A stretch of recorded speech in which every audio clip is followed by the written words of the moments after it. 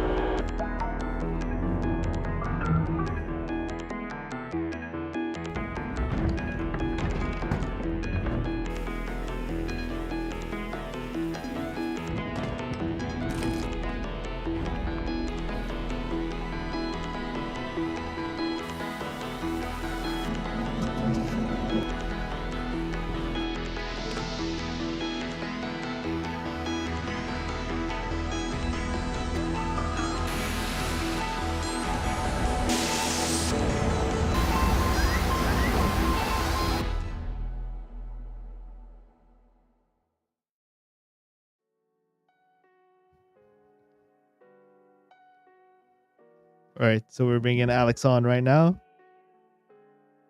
Hello, Alex. Hey there. You can't help but smile when watching that trailer. I absolutely love this game. I'm so glad you're here to talk about it. Thanks for joining us. Thanks for having me. Yeah, pleasure. Such a pleasure to have you. So, for anyone who's not aware, can you please give people a little introduction to yourself? Yeah, sure. So I'm one of the two creators of Heavenly Bodies. So co-creator, working with Josh Tatangelo, who's my studio partner and dear friend. I'm like the technical lead on Heavenly Bodies. So Josh and I, we've shared the design work. We share a lot of the way it looks and developed, and the ideation. But then I'm generally like the programming lead and everything kind of like nerdy tech stuff, and then Josh is doing all the art. Right. And Josh couldn't be with us today, but he will be looking at some of the art stuff for us, right? Yeah. We can dig through some of it. But but unfortunately he couldn't make it today. That's fine. Hey Josh, maybe we'll have him on next time. Shout out to Josh. Definitely. I would love to get a quick history of Two Point Interactive, of the studio. Was it always you and Josh from the beginning? If so, how did you meet each other? So we actually met in university at like RMIT Uni about, I want to say what year is it now? It's probably nearly 10 years ago. Wow. That we were both starting there, and we all kind of put on like a play date essentially by one of our tutors there at RMIT. And they're like, oh, you might work together well. And indeed we did. Yeah, it looks like we like really hit it off. Like Josh is super friendly, and like we had very similar values and similar kind of interests in what brought us into games. From we're both sort of like visual artists before that. Okay. But both very technically minded and had sort of similar desires when it came to creating interactive experiences.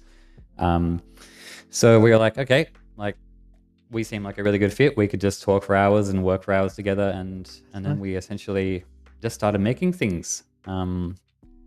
Like we're like keen to do games, from the very beginning. We both studied games together, but as most like games developers out there know, like you don't make any money while you're making the game. So like we both were didn't have any money in our pockets whatsoever.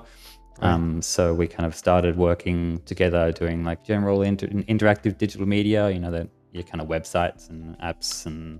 Gotcha. Taking contracts and things like that. Yeah, that sort of thing. Nice. And that sort of like allowed us to both like hone some technical skills. Right.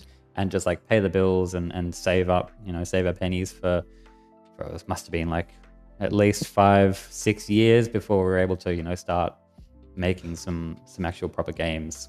Gotcha. Were you experimenting during that period, or was it like, okay, we're only doing contract work, we don't have time for anything else, but we're saving up for what we're going to do in the future? Or did you have time to mess around?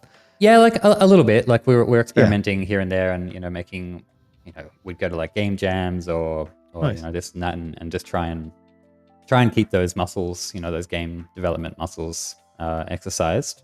Okay. But yeah, ultimately, it was one of the things where we knew we wanted to have like a bigger project, and have the full time to dedicate towards that. And Yeah. we're like, okay, we just can't do it yet, but the time will come.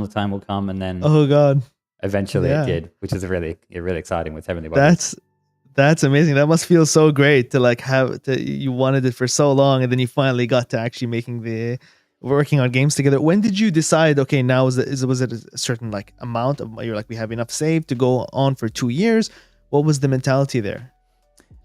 It was partly just having like enough savings in the account, like to work for.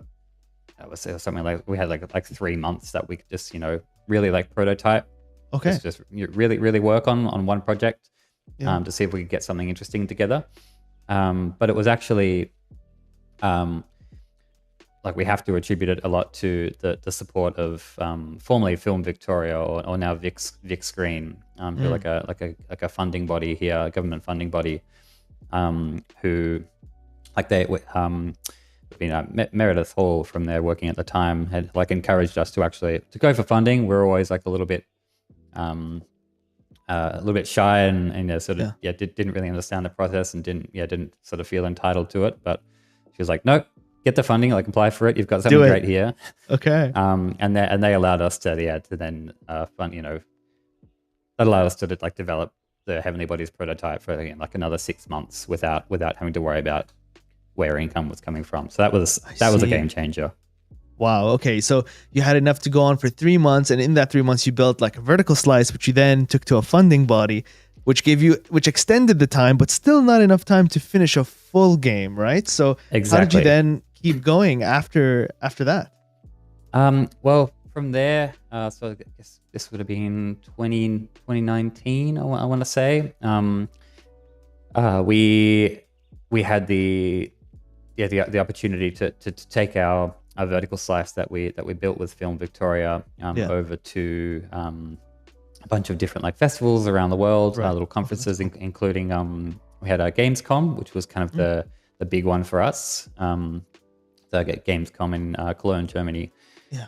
And it was a big whirlwind affair, and we had a booth set up there as part of the Australia Pavilion, which was sort of funded by Creative Victoria, so thank you to them as well. And Heavenly Bodies, it's like a great local co-op game, and it was always a bit of like a show stealer at festivals, because like people love to play those games together when they're at conferences and things. They're very approachable, and you get a big audience behind you, and it's a big spectacle, and everyone's having a great time. So it ended up winning kind of like it's called the Rising Star Awards, like a bit of a best of show in the indie section. Okay. And then after the conference and everything died down, we had like a representative from Sony Interactive Entertainment come up to us, and wow, his name was Gavin, and he was like, yep, like love what you've got going on here, and basically stay in touch. And it was probably like another, and that was like very exciting. That was like, we're like giggling nervously this whole time. To have that kind of recognition, and then eventually they probably like 6 months later we got more support from them, and they're announcing the PlayStation Indies initiative, and then ultimately they wanted to partner with us to make Heavenly Bodies like one of the the kind of the poster children of PlayStation Indies. Oh, that's fantastic. So that just come to an email, and you just got giddy when you saw that? Yeah, you have no idea. It was like it was a long process, and I was like every day we're like checking. It was probably like 3 months, from like the initial like okay, like we're trying to make this happen, and then when we got the email, like I got out of bed, I read the email and see the thing, and like yep, like partnership has been approved, like we're getting the contract, and I was like literally screaming. I was oh my god, You know, it's The like call movie mom moment, straight right? away. Yeah. It was, yeah, like a life-changing event. Like Wow. really, really, really exciting. So, thank you, PlayStation. Yes.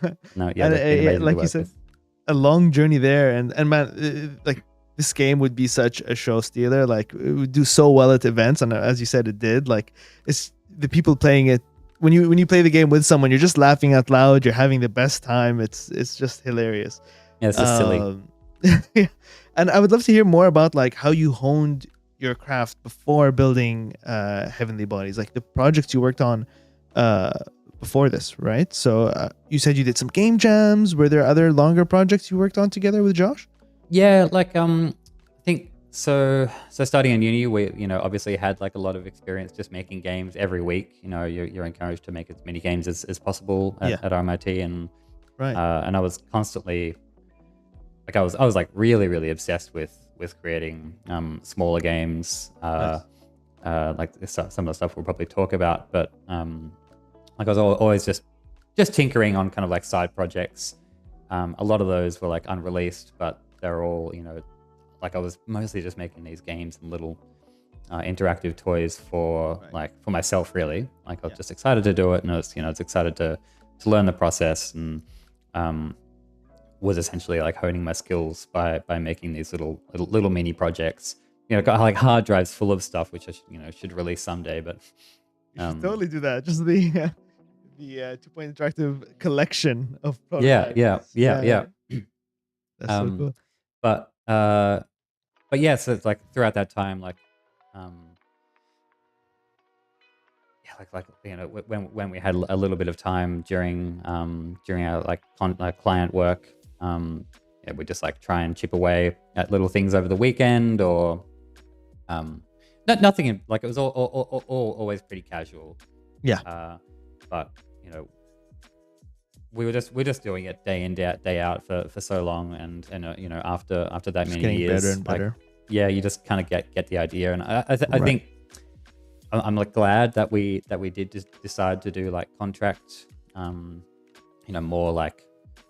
more traditional kind of tech work, like programming and this, because it actually gave us like a really good understanding for how to deliver stuff, to how to I see. finish And how to things, run a like, business. yeah, like we had to finish this stuff because the clients were paying us to do so That's we had right. to make sure it was like secure and well presented and solid. So like you had to learn how to get something from A to Z.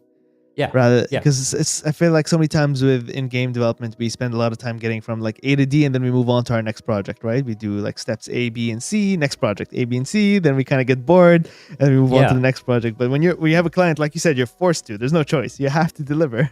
Exactly. Yeah. And it can be absolutely awful by the end of it. But you sort of you learn how to like train your brain to get through the real slog. Right. That comes after the initial, it's always fun at the start, you're making something new and fresh, and all your ideas are going out, and it's like, this is cool. And then by the end of it, you're like, oh, I'd never want to do this again. But until you do. Yeah. Until you do. So let's look at some of those prototypes that you worked on. We have one here called Rope Jacks. We'll play the footage for this, and maybe you can tell us a little bit about it and how this one came to be. Yeah, sure. Here it is. Loading it up. There we go. Oh my god. Yeah. There it is. Yeah, cool. Is this one we actually made this was a game jam game. Okay. And yeah, we made this. It was with Josh, myself, and then another friend, an industry mate called Thomas Ingram. We jammed this out in a weekend. Okay.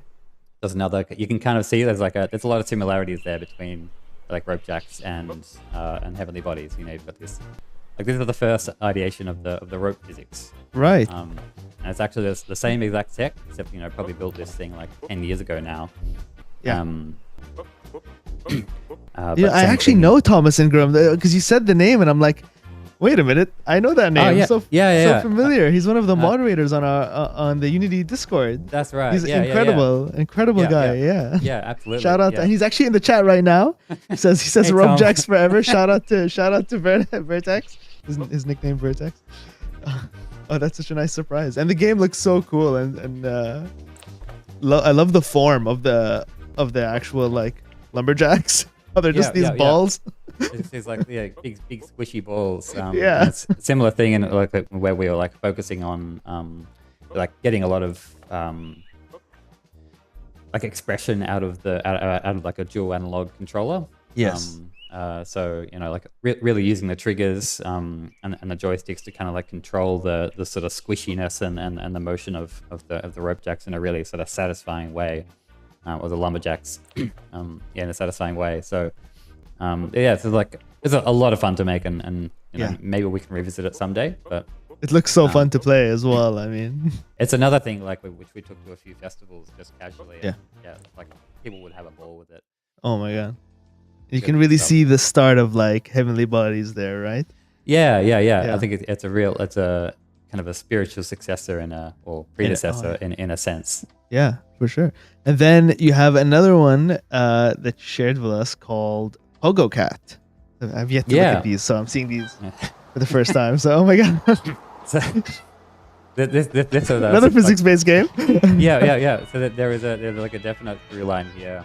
I've always just been like obsessed with kind of creating like physics-based toys. And this was a game, a mobile app, which we did actually release. You can download it now on iOS. Oh, nice. Okay. But another Unity title, and there's about I don't know. My cat, my recent cat, she passed away fairly recently. It's very sad, but this is about her essentially, and she was always a very cute cat. So sweet. And I was like, all right, I'll make a game about a cat, a very jumpy cat that's on a pogo stick. And did she used to bounce around your house on a pogo stick?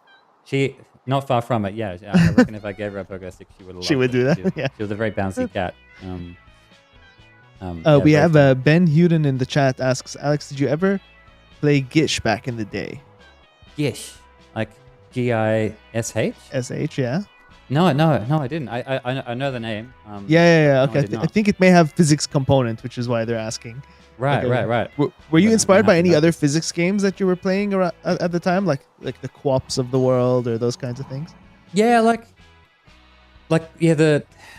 of the Quops are certainly like a strong reference point. I think stuff like, I mean, like we referenced like Getting Over It.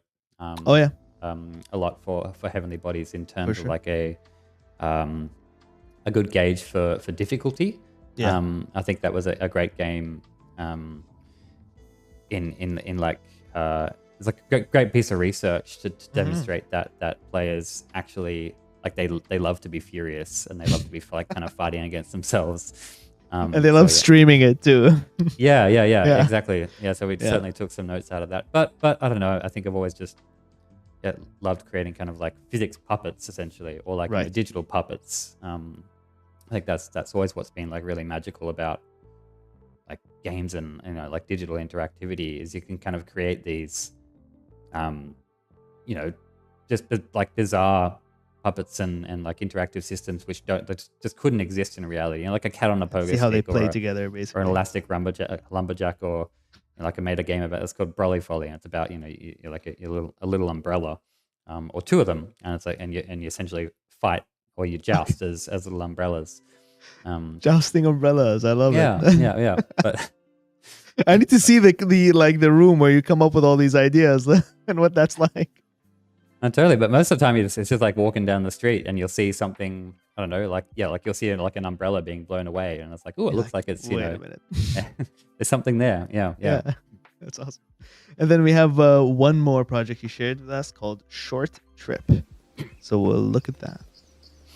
This is oh my god, I've played this game. Have you really? Oh my god. I played this game a long time ago. I didn't even realize that you worked on this. I loved this. It was such a calming experience. Thank you. Yeah. That's, I don't even remember where I played it. I just remember playing this.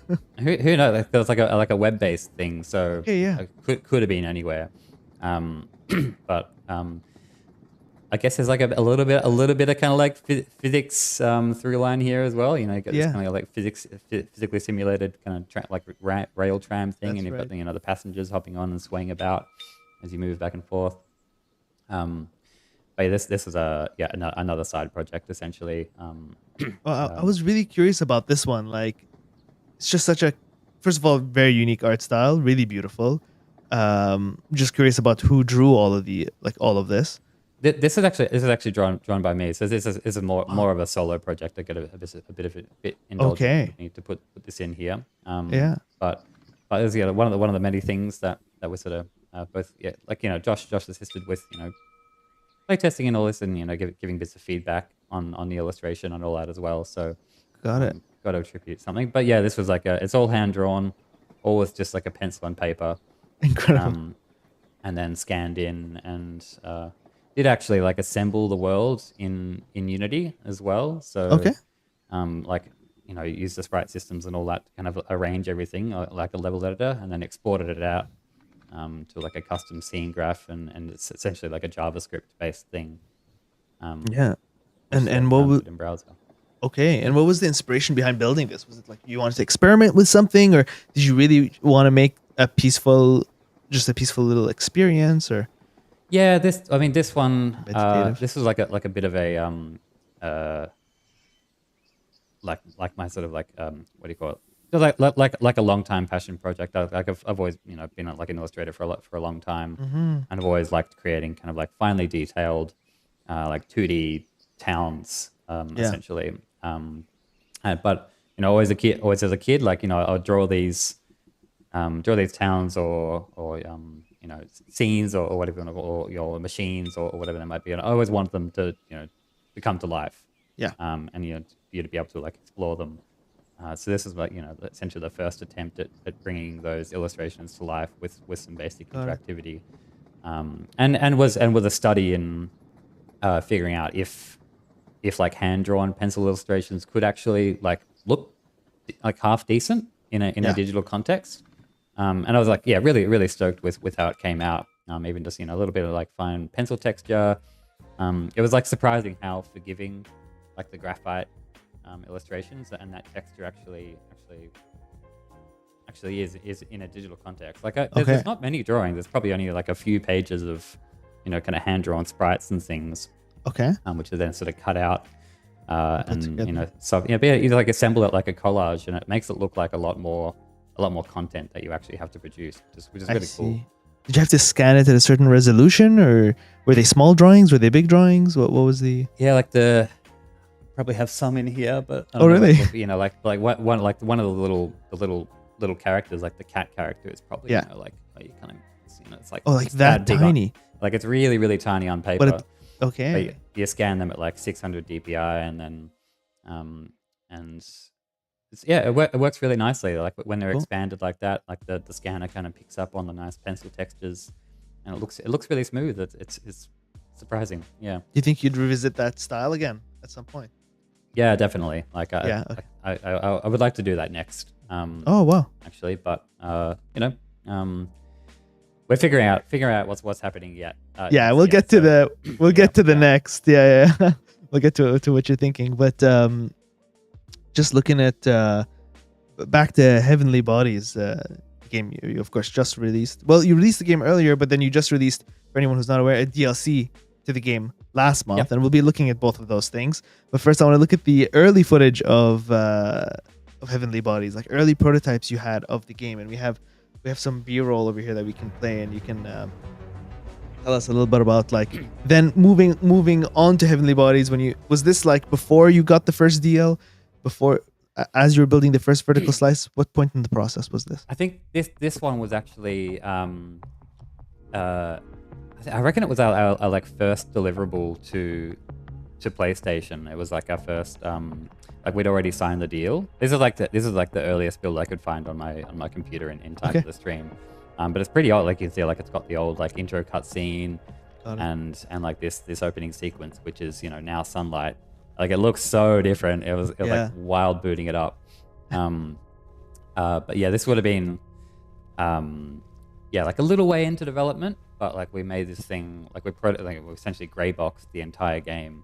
Okay. This is what the Sony rep saw basically. Yeah. So this was like we had like a few milestones, and this was like either the first or probably the first milestone where we were like, okay, like it's got the basic kind of gameplay in place. It's got sort of like a first pass at art. Yeah. It's got some basic menus and UI and stuff.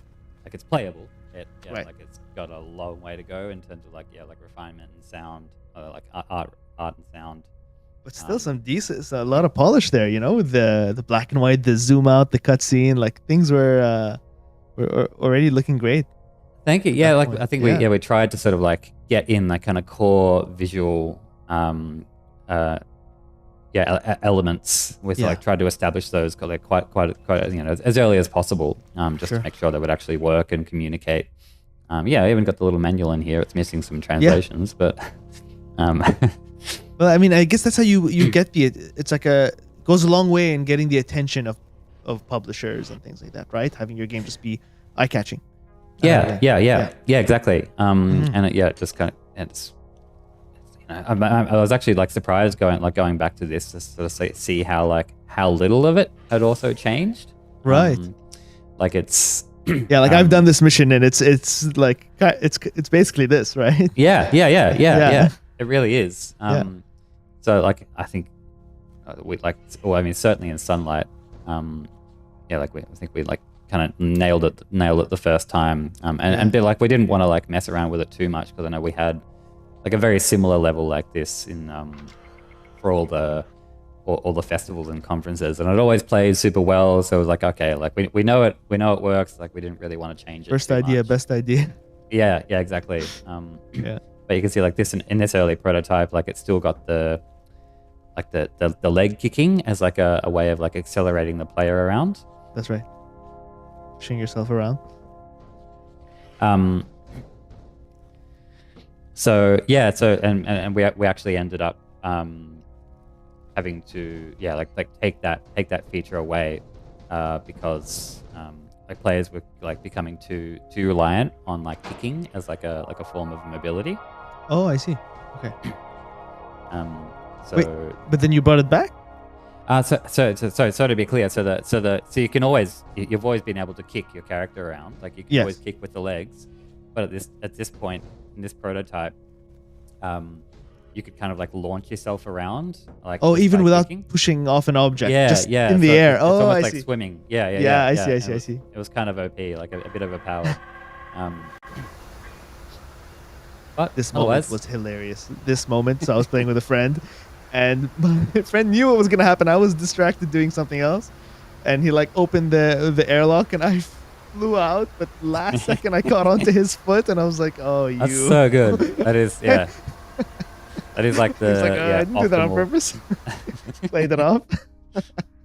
It's always like really shocking how many people manage to like grab on at like the very very last moment. Yeah, I was shocked that I was able to do it. Yeah, but it somehow seems to happen. Like your reflexes just like they come in just at the right time, and you just like grab all the buttons. You're like, ah. Yes, exactly. And you freak works, out, so you press. Yeah, exactly. Yeah. I think it's a testament to the simplicity of the controls, right? Where it's just like click and you'll grab on, right? Yeah, exactly. Yep. Yeah, and then I think we have some other footage. I'm not sure if it's any different, but like if it's another version of the game, but we'll play that anyway. So it's the second. Is this just a different mission, or was this at a different time? Yeah. This is just a different mission. Okay. This is one of the other. This is minerals where you sort of hop in the mining craft or the mineral extraction craft. And I thought this was just like interesting to look at as well, just like how basic the visuals are at this stage, and everything is just blocked out using Pro Builder essentially. Oh, nice! You're using Pro Builder. Yeah. So that was cool. good for just like blocking out the spaces. Absolutely. And you can see the big mining shuttle, which is kind of like missing all the textures and everything, but again, it was like really important throughout the whole game to like make sure all of the like structures and spaces and devices and tools were like physically built out in the correct shape before doing any art. Like everything was always like like proto shaped or pro built before receiving like a proper art pass, because we needed to make sure that like it was like critical that everything is like in the kind of like correct dimensions, because of the like the physics, like the reliance on physics, Right. and the care we had to take to make sure that it felt right, like all the spaces felt right for like the character's body as well. Like we had this, we had this rule that that you should never really be like more than like a full like arm's width away from any surface or wall or anything. So you can see the mining craft is roughly like one arm's width wide, and all the corridors are always like an arm's width wide. So you always have something to grab on. Did you have your own measurement of like Unity world units or something like that? Like an arm's width is at one world unit or something along those lines?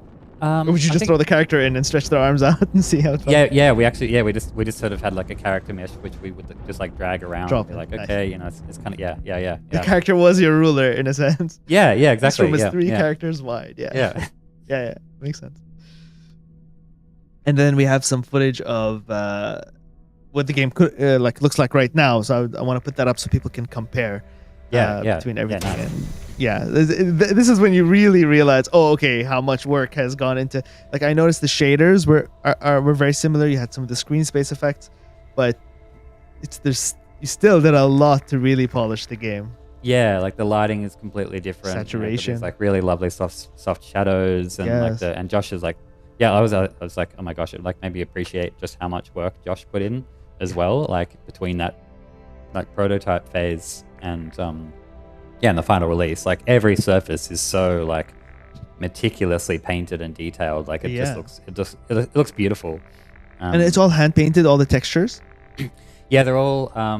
So it'd be a combination of things. So Josh would obviously do the base mesh first, just a untextured mesh. Then would unwrap all of that. This is work in Blender, and then would bake out like an ambient occlusion pass, so kind of like a lighting pass in Blender, and have that as like a base texture, and then would do painting over that. So like Josh, like he always have his tablet out, but would so he has like a huge library of textures and like when I say textures, like it has like a really they're more like artistic kind of like brush textures and things like that. So it kind of like layer up various brush strokes to get the looks. To get the looks. Yeah, like it wasn't so much going to like textures.com and being like, okay, gonna get like an aluminium, like a brushed aluminium texture. Like they'd never use that. It's always trying to kind of like capture the essence of these textures and surfaces, like through both the uses of the shader, of course, which we'll go into, and then just but it's like also really simple, beautiful like brush stuff. work and artistic textures. Yeah, amazing. I have a question from the chat from Ben. Houghton. Please correct me. Did you come up with the controls and camera moves ahead of time, or were they developed progressively as the game came together? Great question. Thanks, Ben. The controls were like the first thing that we actually came up with. So it's like the whole reason like the game sort of really exists is I think I was on holiday somewhere and Josh was tinkering around with some physics stuff in Unity and I came back and he sort of came up with this funny little prototype of like a little floppy like astronaut, like a very sort of basic prototype where you could kind of like jet around using sort of like a jetpack and the arms would flop around. And it was very cute, but like he really wanted to have like proper like articulation in the arms, like proper control over the arms to be able to grab onto things and move them around in a intuitive way. Right. And that's then what we kind of prototyped for a month just as like a little break. And we came up with this system which we'll go into, which is the like a physics body where the arms are driven via like inverse kinematics. And then that when we first got that prototyped, and like the first time that the system, like the IK, actually worked as expected, that was like, it was magical. And it was like, oh my god, like we've never seen this before. It like Feels so good. Feels so good. It feels so bizarre as well, like especially in like a zero gravity context, Right. where like where the actual forces that you apply to your arms are like they have consequence, because there's zero gravity and you like walls that you push off, like you'll feel it. There's no gravity right. to hold you down, so every movement has a really like a massive consequence. Which I guess helps it make a little. It helps make it a little less frustrating, because there is just more going on. Yeah. You're not exerting a great amount of effort to move. Like, a simple gesture can push you to the other side of the level, which I found super fun and kind of relaxing, actually. Yeah. It can be like when you, at least if when you're not flowing in a hurry or anything. Yeah. When you kind of like it's a funny thing. You'll achieve that flow state all of a sudden, and then then you lose it for some reason. Yeah. And then it'll come back and it'll go. And I'm realizing I might be getting ahead of myself for some of the people watching. I'd love to give them just a quick idea of like what the game is about, like what you're doing, and like how you progress in the game.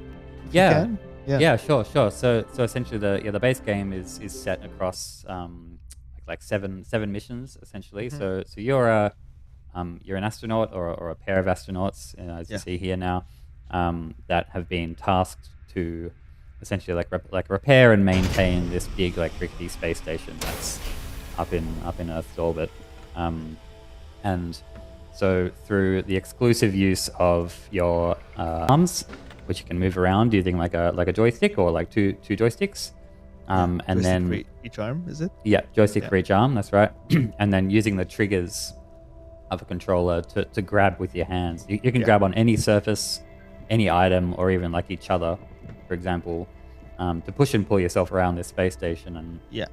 And so at the start of each of these missions, you're given like a set of tasks. It's on you get like a little sheet of tasks, and it'll be like, okay, in this mission here, it's like unwind the solar panels. And that's basically all you have to do. Like it's not asking for much. You're like, all right, I can do that. And then the whole task is to like figuring out how to maneuver your very, very awkward, like wobbly physics body to perform these relatively simple tasks. So that'll be, like switching open and close levers, plugging in power cables, opening doors, doing spacewalks, and then, just using your arms and hands in various ways to move through the station. And you'll really just spend 3/4 of the time messing with your friend. Yeah, exactly. Yeah. Yeah, so if you're playing co-op, it's a very chaotic time. You're mostly just like trolling each other. Speaking, I mean that was perfect timing, literally, just now. that happened to me. Otherwise, and then in like the later game, you'll be assembling space telescopes and calibrating like data stations, and then getting like mineral samples from asteroids, and it sort of gets progressively more and more involved as you learn to navigate these spaces. Okay, amazing. And I'd love to jump into looking at some of the technical stuff. So we'll jump to your screen. We were talking about the art, so we might as well keep going with that, and we'll jump into the art of heavenly bodies. Starting with maybe the inspiration behind the aesthetic of the game, and then we can look at the shader. Yeah, sure. I'll just go grab one of if Josh has any books over there. One sec, let's be sure. No, go for it. Let's look through the chat while he's over there. Vertex says it's not a space station without a cupola. You gotta explain that to me, Vertex. I have no idea what a cupola is. Okay, I've got one book here. On the if you want to switch back to the video cam, we'll go full. We'll go on Alex's camera, full cam. There we go. Here's one of the books. Okay, we've got plenty. But yeah, essentially, the inspiration comes from a lot of early NASA and like Russians program, like Soviet space program at the time, like either illustration and photography and documentation. So like we're looking at like 1960s graphic art and early photography. I'd love to see an illustration from that book. If you could open it up, like an image or an illustration in that book. If there's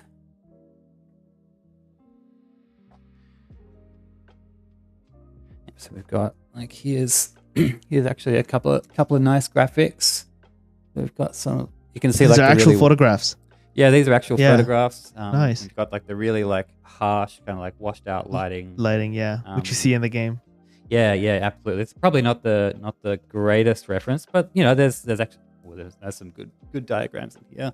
Oh yeah, you can see that kind of stuff. And that inspires a lot of the diagrams like in the game, right? Because there's this manual that you can open up in game, and it kind of gives you the instructions of what to do. Yeah, exactly. So Josh had this like beautiful visual and like of trying to capture that that old school illustrative and photographic style of sort of like the late 60s or the early 70s, and also trying to capture that kind of a bit of sort of that kind of that austere that pride in creating these big grand pieces of technology which can move society forward or however, and certainly Josh can speak to this all a lot better, so no, you're doing great. I try to do it justice. But I think he like absolutely nailed it. So probably coming back to the stream, I can show you some of the shaders and tech that we worked with. Please do. Okay, I've actually just got the sunlight scene open here, which is you can see there's already a lot going on. But we've got our little character. Come here. Oh no, that's not you. Okay.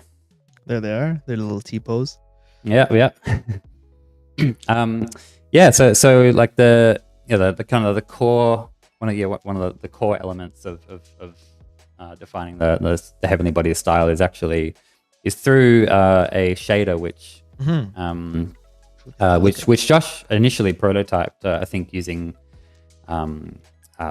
which one was it? It was Amplify? One of those. Yeah, Amplify shader editor from the Asset Store. Yep, that's right. Great that's asset. right. Yeah, really good. And that allowed him to sort of like squeeze out this like really nice poppy graphic style, which was somewhat like similar to like a toon shader, I suppose, where you have this kind of like this split tone thing going on. But a really harsh split tone with not a lot of ramping. Yeah, exactly right. Yeah. So you can sort of see as the character rotates around here, you get these lovely little kind of like sort of stippled, or not sort of stippled, but this kind of like nice textured line here. So I think that like the important part in this shader is that the sort of like the split shading is modulated through like normal maps and various inputs, which none of them are like particularly like they're not like groundbreaking techniques or anything. Like most of the things are just like I think this is where like Amplify was really good. Like Josh was just able to jump in there and just do some like wacky stuff, which like he hadn't like worked with that much before, but like figured it out and managed to get some really cool looking stuff, which then our like assistant programmer Sam, who was working on the project at the time, was then able to kind of like extract that and turn it into like a more tunable modular shader, which we ended up using for like 90% of the assets in the game. Then the character and the environments and everything. Yeah, so I think there are like two shaders. We've got these. Yeah, it's kind of like rough mapped, and then we've got ramp, and they're both like sort of like variants of the same idea. But the main thing is having these kind of like normal map inputs, and these like lighting remap inputs, which just allow for like a fine grain of control over over the lighting. Normal strength, is that reacting to the folds in the actual mesh of the clothes, or is it faking the folds in the suit? So, I think that this I believe this suit isn't like I think it just has like a single normal map, which is actually it's just tiled and just wrapped over the player mesh. But Josh like unwrapped the arms and legs and everything to make sure it's sort of like the folds sort of fell in like a satisfying place. Yeah. But then there's that noise, which is also really satisfying, like the grainy texture on the thing. It really gives it that retro aesthetic. Is that coming from the shader, or is that a texture directly onto painted onto the mesh? That would have been like a bake. That would have been like the ambient occlusion baking pass, like straight out of Blender. Okay. Yeah, so and just like run it like a really low sample rate, so you get the kind of graininess coming out of it. I see. So just like a low fidelity texture. Light map. Sorry. Yeah. Yes. The light map is like it doesn't run many samples, so like the actual like the shadowing is it's got all these little dots everywhere.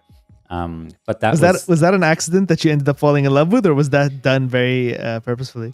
That's definitely Josh's style. Like he was always trying to capture, like even in this kind of like this this shader here with the kind of the noisy normal mapping and the lighting here. It's all aiming to try and capture like brush strokes or so maybe a better example if we go to like you can really see it on the metal there. Yeah. So like none of that is actually in a texture. It's all stored. It's all like generated via these kind of like normal map inputs, which so allowed us to create new materials and surfaces really quickly, and that like respond to light in a satisfying way, in like a dynamic way. And it's really stylistic, right? Because that's not necessarily how the metal would fold. You're not really showing the bump texture. You're really just trying to create like you're using normal maps to create a texture rather than to show the actual bump. Yeah. So it's like the normal map is purely like a stylistic element. Right. It's not really realistic. But like we really just like threw these like normal map textures over everything, and that allows us to kind of like get this. You can see at the bottom here like these nice kind of like streaky tones, which both like capture the kind of like the material qualities of like brushed metal in this case, but also have that like nice kind of illustrative comic booky kind of comic booky sort of feeling as well. And I think Josh just like really nailed that sort of that marriage of the two. Like it's practical and it's pretty. So did a great job on that. And then you also have the an effect on the lens, correct? Like the screen space shader. Not in the scene view here, but that was like having the post effects was really important as well. If I jump into the game, into the game, we'll see.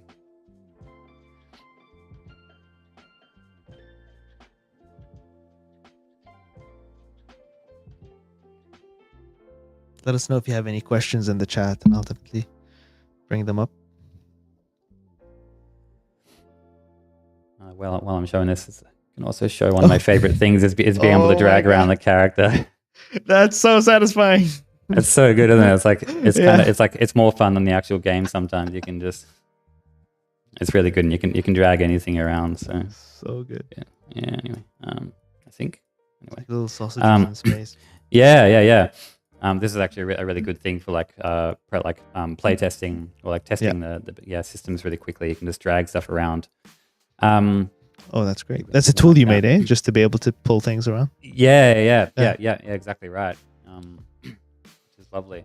But yeah, so the post processing stack, it was like really important in sort of fine tuning that style. We wanted to have, you know, from the get go, the sort of like high level visual concept of this thing is that it's like you're viewing like a real time video feed of the scene. So you've kind of like you're kind of like from the perspective of mission control, and you're sort of like looking at these characters through the lens. Didn't want to overdo it, but we like, you know, took a few notes from, you know, like the kind of like lens characteristics of early film cameras that would have been used at the time. To have things, you know, to have the lighting feel kind of like washed out, to have like little bits of bloom, to have that, you know, real like strong, like a real strong vignette, like the darkening around the edges of the lens.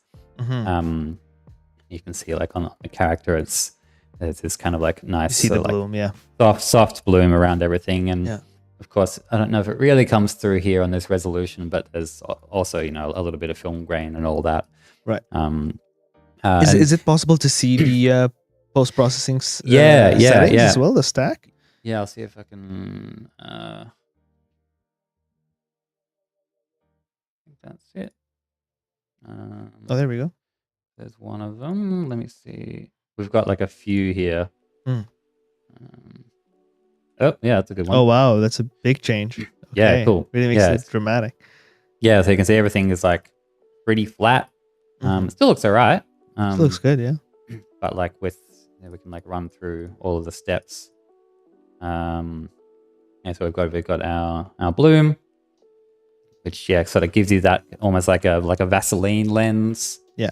Kind of feel. Let's see if I can maximize this. Oh wait. But I guess you're very like gentle on the settings. You're not blasting the like the sensitivity too high. Yeah, absolutely. Yeah. Like I think back in uni, it was always a real, you know, well, like when we were all learning Unity for the first time, you just like you put all your effects to the max. To the max, yeah.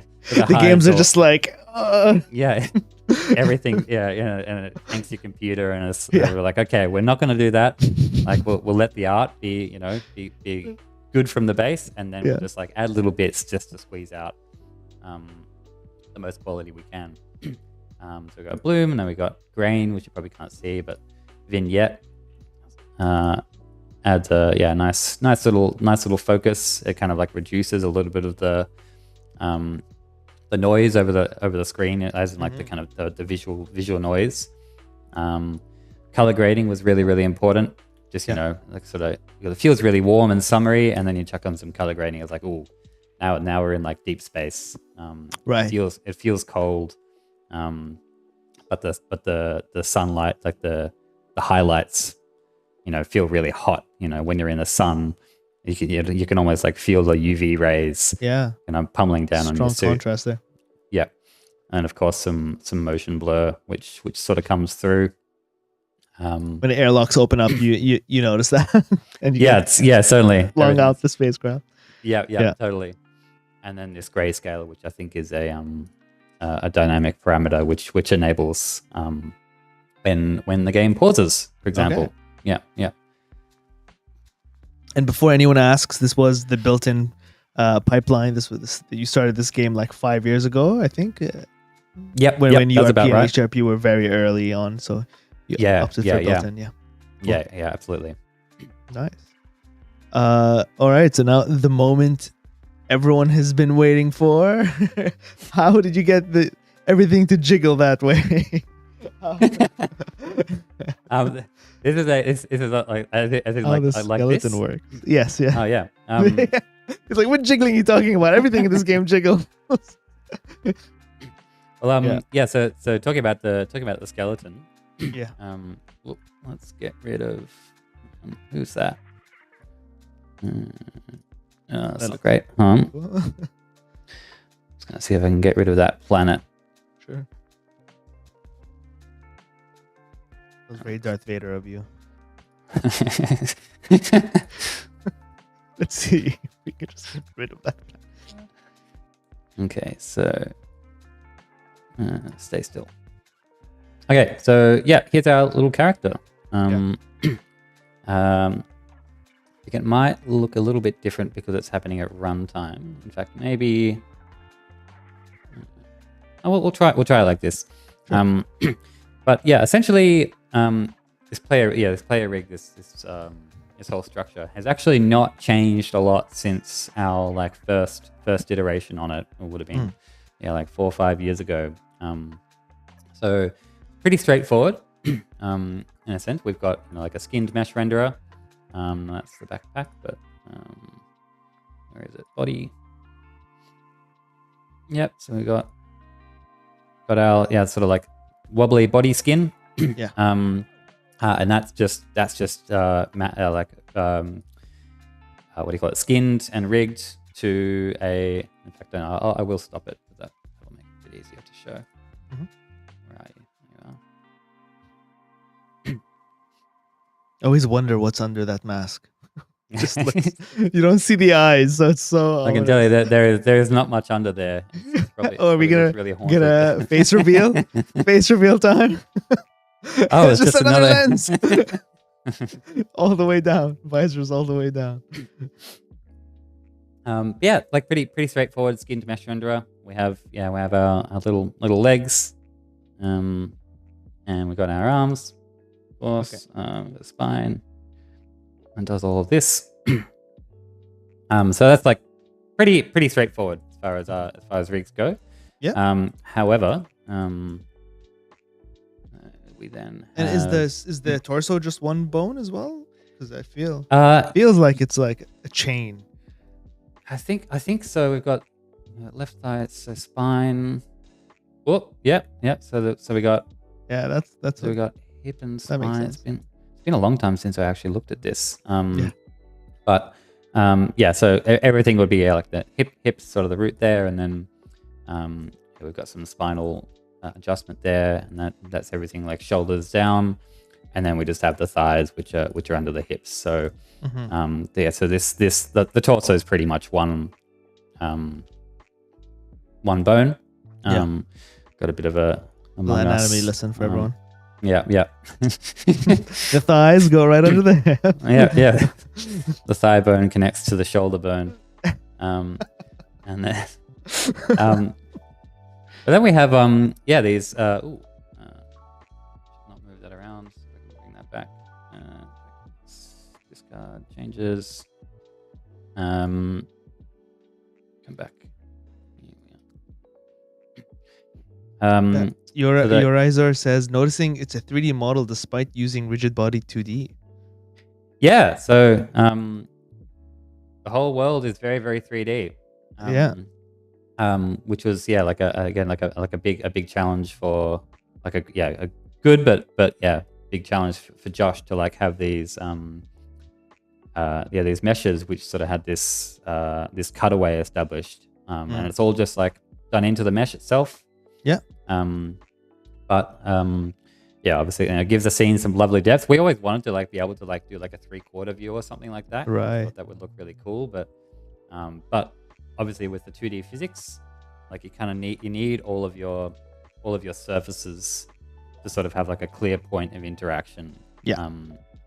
Because I'll show you here, like it's all 2D physics, and it's all just rigid body 2D. So the entire thing, including our player here, is just a bunch of joints.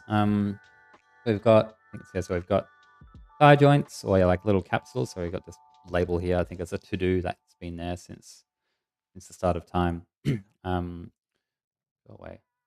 So this connects to like a body something.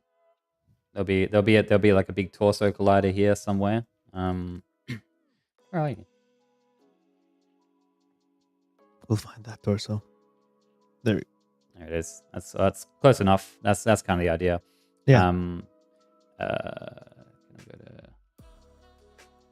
Yep, there's that.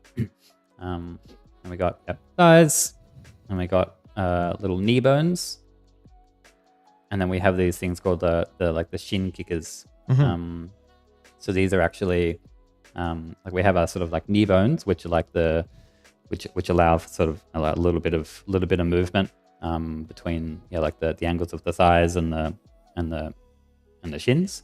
Okay. But then these little shin kickers, this is like one of the most challenging things, like working with the 2D physics, but it was all necessary. Like we had to use the 2D physics, and it was great. But because like you can see in the game, like when your legs kind of like push against the surface, like the knees actually bend. Right. And so you can imagine in reality, like I get the like it looks like the legs are going backwards like this. Yeah. However, with 2D physics, you can't just like rotate. I can do it in the editor, but it doesn't actually work that way. Like the physics kind of can't go backwards. It's on two planes. It's locked to that. Two axes. Yeah. So to make it feel like the legs were going backwards into the camera, we actually have to push up these shins like into the thigh bone, essentially. Yeah. Okay. To make it feel like as the legs kind of come up as they're going back into the camera, like visually we're sort of like projecting this. Oh, I see. So what's sort of happening in the model is not actually reflecting what's happening with the rig. Yeah. Okay. With the and with the like the physical rig is nothing like the visual rig. But they're synced. Yeah, they're all in sync. Yeah. So we sort of like measure how far the knee is bent backwards, and then we like move the little colliders. Okay. With respect to that, I can probably like kind of like show you here. Whoop. As you can see, as like the knees kind of like push down. Got it. Like that. And is it just using like Unity's physics, some spring joints, and bones? Yeah. It's all just straight up. Yeah, rigid body 2D Unity physics. There was a lot of tuning that had to go. What kind of tuning? Like, was it something you had to open up in code, or? It's for one, like we had to like mess around a lot with our physics 2D settings and the time settings. So like with every single scene, we have essentially like a physics 2D profile, which is it's a scriptable object that we made ourselves, which kind of store the optimal velocity, position, iterations. Like all the physics settings here have different setups depending on what's required of the scene. Oh, really? Okay. Yeah. So will the game feel different in different levels? Ideally it shouldn't. Okay. And I don't think it really. Yeah, like it doesn't really feel any different. But in Sunlight, for example, it's the only level that has this big huge rope cable, right, that is being tugged out with a great amount of force. That is like via the airlock. Right. And for a long time we were having issues where, like especially if you had one or two people attached to the rope, and you got sucked out of the airlock. Like the rope would essentially become unstable because it had so much force being like it would, and be tugged away. Got it. So for Sunlight, adjust the system in that scene. Yeah. So we boosted up the velocity iterations and all of this to make it more stable because there's not much else going on in the scene. Yeah. But then for something like Minerals, which is got like tens of thousands of asteroids, which can all be floating around. But there aren't as many aren't as many ropes that are sort of under as much strain because there's no airlocks or anything. We could like drop down settings in certain other places to make sure that everything, like because there's so many more rigid bodies, like we need to make sure they're all able to simulate okay. But they needed less stability overall. Yeah. Got it. And what about the arms? Are they controlled from the tip, like from the hand, and then the rest is IK backwards, or? Yeah, I'll see if I can show it in editor at all. So oh, come here. So you can it's a little it's gonna be a little bit hard to see. But essentially is it gonna show? Let me just wireframe. Yeah, so you can see there's actually like a white line being drawn through the arm there. Yeah. I see that, yeah. So essentially the way these arms work is you have an IK system. It's I think it's something that basically wrote ourselves, like a simple 2D IK system, which is it's nothing complex. You can see examples online. Okay. And basically it takes the current position of the shoulder, wherever that may be. Yeah.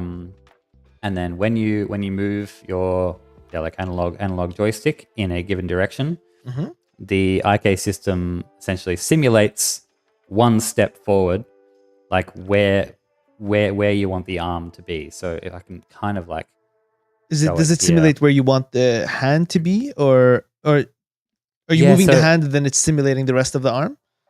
Yeah, so I don't know if you can kind of see in the viewport now. If I like push back, so my arm's fully compressed now, and I'm like pushing right on the stick, so you can see that the little white lines are kind of like it's trying to simulate into the body. It's just like I want my elbow to go in here, and essentially, so like I mean like I'm by moving around the stick, I'm changing the target position of the IK arm hand.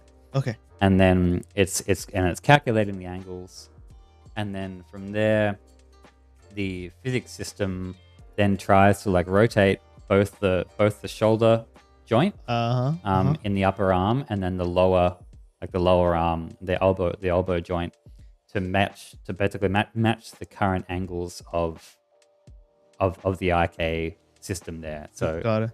So that the physics rig is trying to match the angles of the little white line rig that you've got in there. Okay. And when you grab onto something, and then let's say you grab on something and then pull down on the stick, where does that force go? Is it like pulling it up? Like, does it flip things around? How do you handle that situation? So it's the main interaction of the game, of course. Grabbing and pushing around. It's pretty straightforward. It's sort of that's kind of like what the magic is with this system. Is that just because it's all physically simulated, and you've got this like simple kind of IK system, which the rig is physically simulating to try and match. If I push right on the stick, like the arm is going to try and pull me into the wall, right? Because the IK arm is sort of like pulling. It's like it's trying to target the arm right to the right. It's like I want to move my arm. Oh, right. So you get the opposite force, the opposite reaction force. You get the opposite force, yeah. Course, and if I push out, or if I push left, my hand is like trying to like can't move go anywhere to the left. Yeah, so it can't go anywhere. So it pushes the wall, and that pushes your body back. Got it. Yeah. So it's a real like that whole like every action has a opposite reaction. Is like that's the foundation of the game, really. That's awesome. Okay. Nice and simple with some tweaking, basically. Yeah. Exceptionally complex to like get feeling right. Yeah, of course. Of course. In theory, it's like it's very, very straightforward. Simple concept. And then in game development there are really two antagonists. I think one is doors and the other is ropes. Yeah. And I feel like the ropes in your game are just exceptional. So thank you. It deserved like a whole section of its own on this stream. So I would love for you to like tell us a bit more about how you started, how you got that feeling and looking as great as it does. And like, you get like two people can interact with a rope at the same time. You can tie a rope, you can tether a rope between two people and have it react to their forces. It just like works, Yeah. And, I'd love to hear more about that. Yeah, sure. It's like it's a weirdly kind of simple thing, in a sense, but also yeah, it took like a lot of tuning to make it feel stable and predictable. So I mean, like as you saw in rope jacks, like the concept for this kind of like hinge joint based rope, or this technical concept for this rope has kind of existed forever, and I'm sure I'm not the first person to create this either. But to get this kind of like lovely noodly feeling in the ropes, it took a lot of time, and I'm like ultimately like really happy with it. Okay. So I'll just like simplify this down a bit. Cool. Yeah. So this is probably like the same as like the airlock rope. So this is the kind of thing which you would actually find in here. Yeah. Only one end. Yeah. Only one end. Yeah. Or we can look at there's yeah. This is another one which has like two like belt clips on the end. Yeah. And pretty straightforward setup. So essentially, we have a kind of a parent object here, and then we have a series of little capsule colliders with rigid bodies on them, which essentially trace the path of the rope that you want. And so each of these little segments is kind of like connected to the previous segment, just in so it's like a little kind of like noodle chain. Yeah. And then this parent object has a bunch of tools that we like developed for it. So one was having this essentially like a rope editor. So this allows us to like draw out kind of any shaped rope that we want. And that has a simple like a line renderer here, which is essentially like a there's a lot going on there, so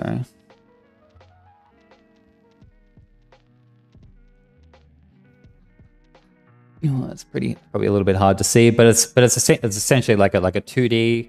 I see that. Like 2D mesh there, which then has a little texture coming across it, and we use like a special material for that as well. It's like yellow cable material, which has like a normal map and everything as well. You can actually see that. So that gives it like some sort of like sense of roundness that kind of contributes to the lighting. You can kind of see that there.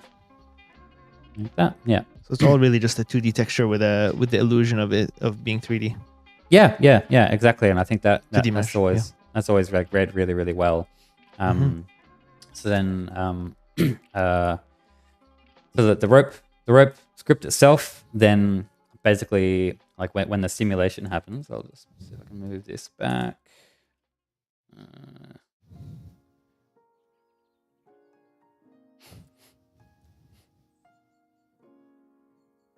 Get this started.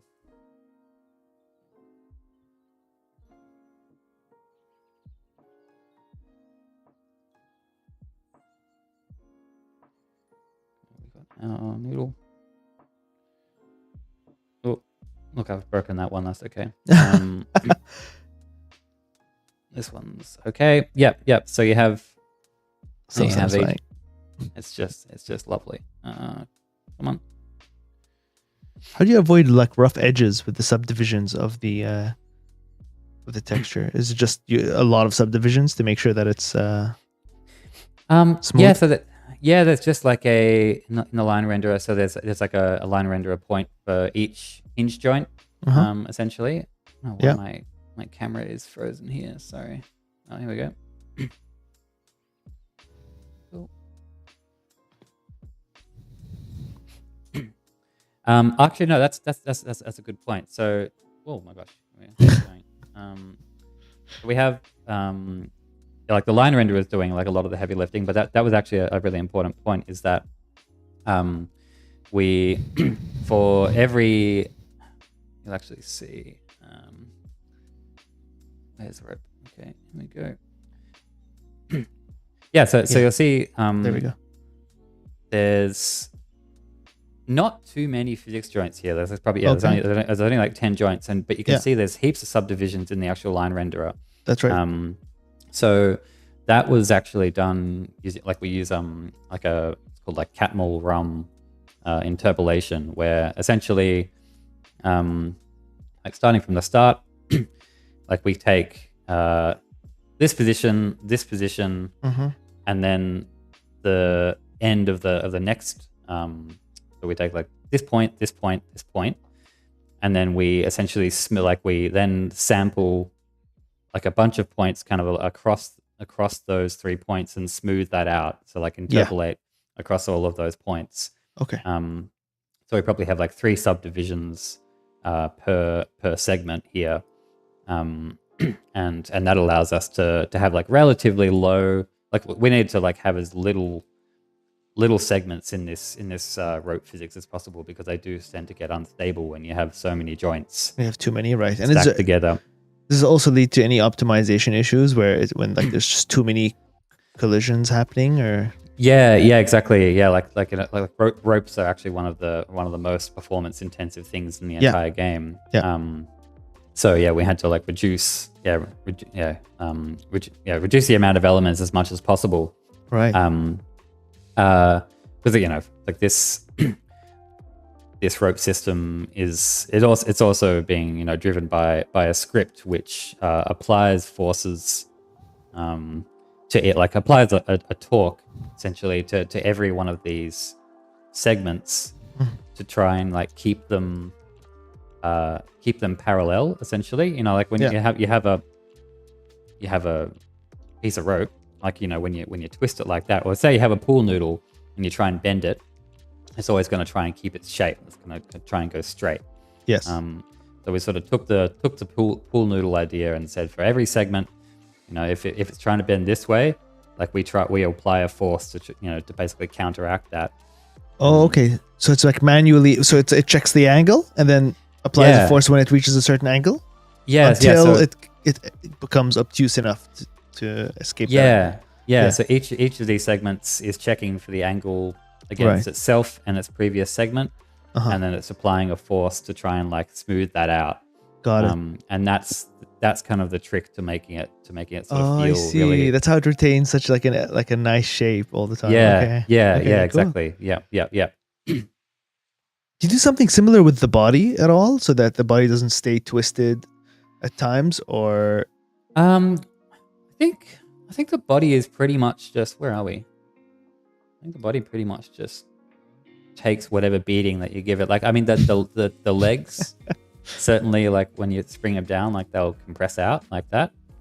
So there's like springs on the knee joints to push them out. But otherwise, I think there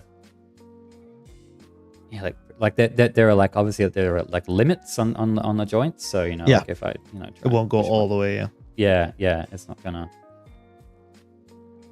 like intersect with itself. Yeah. Have you ever seen it break? Have you ever like flown so fast that it breaks the character just bends in a way they're not supposed to?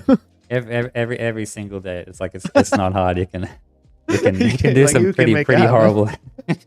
Oh my god! Yeah, they're not very happy. That's so funny. It's actually been quite robust today, and it's a good demonstration. But it gets stuck in walls and all sorts of. Yeah, it's horrific. We got his arm trapped. Yeah, we got to keep our G rating. So that's right. No loss of members there. Great. So was that everything on the rope? We actually have a question actually from chat, for sure. From Hakora. Actually, it's from Club Who asking, how do you manage the layering for overlapping triggers? For example, picking up what thing to grab when multiple things are in the hand's way. Oh, good question. Yeah. Thanks, Ewan. And hey,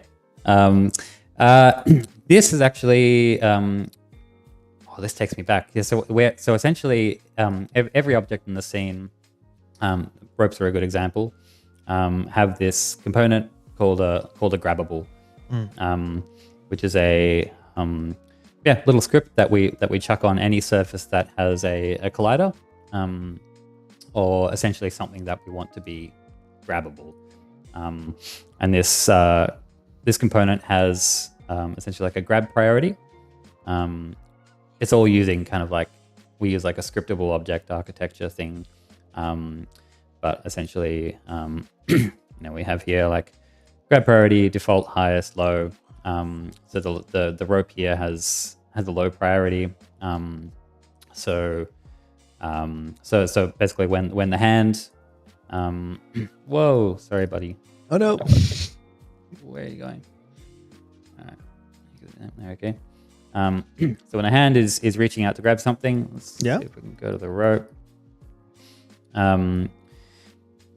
Like you'll reach out and you'll grab down the trigger, and as soon as you do that, the hand will perform like a raycast out there, and it'll search for every single collider that's within like a certain range. I think it's it's maybe like as like a maybe another hand's width that it can grab onto. Got it. And from there, it sorts all of those colliders that are like within reach. Like it first checks, does it have a grabbable component? If so, like cool, add it to the list of things that can be grabbed. And then it sorts that list by things with the grab priority. So objects with a lower grab priority will obviously be like pushed backwards. I see. Other things will come forwards. And then from there, we sort like, so it then say maybe you have 10 ropes all within reach, right, or two. So they all have the same priority. They all have the same priority. Then we sort by distance from essentially from the wrist to like the kind of contact point on that grabbable, and whichever is closest with the highest priority is the thing that's grabbed. Okay, that's great. That makes a lot of sense. So you've set like two parameters.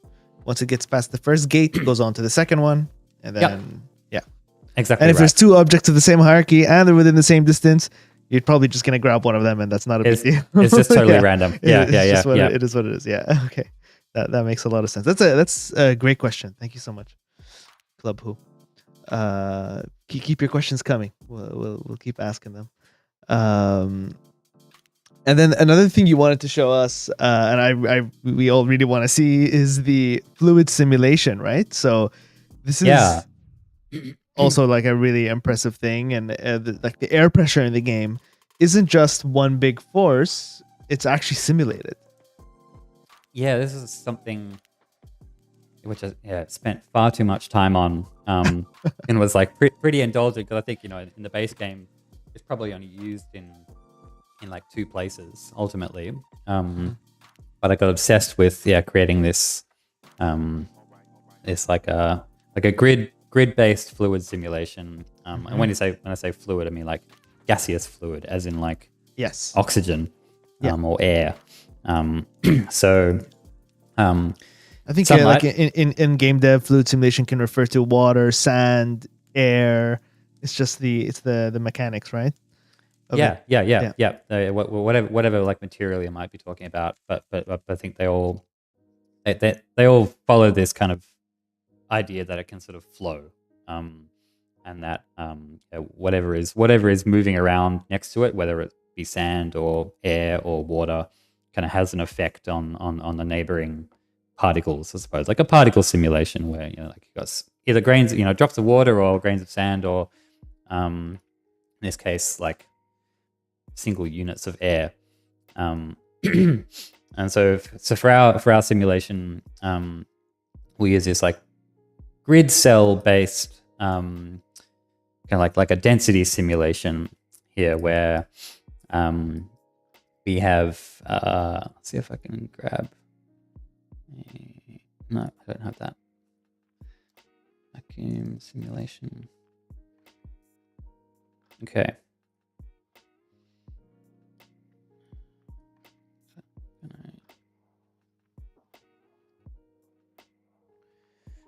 Yep. Okay.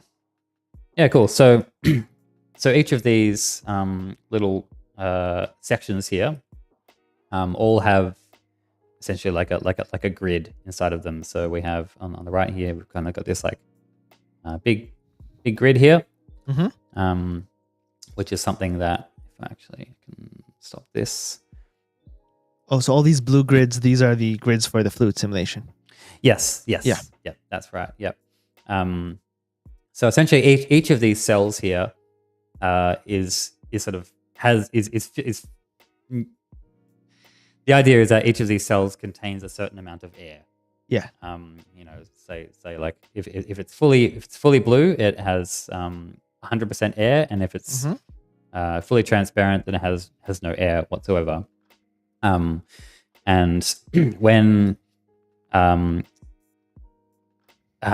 essentially all of these cells here are essentially like linked together. So if this like vacuum, if this air cell here has no air inside of it, all of the neighboring cells from around it will try and fill that cell with some of its air. So it'll like transfer that air across.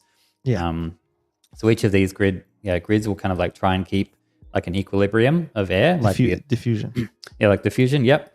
And then each of the big kind of the grid volumes here is also like linked to like these like linked volumes via essentially we call them like vacuum simulation cell links. So these cell links are used to control a kind of flow of pressure between spaces via doors. So you'll have a simulation cell out here, which is linked by the airlock door to the internal airlock system, and then that system is linked. There's corridor here via another link here, and it's kind of like so on and so forth. Yeah. So in practice, see if I can actually show how this looks.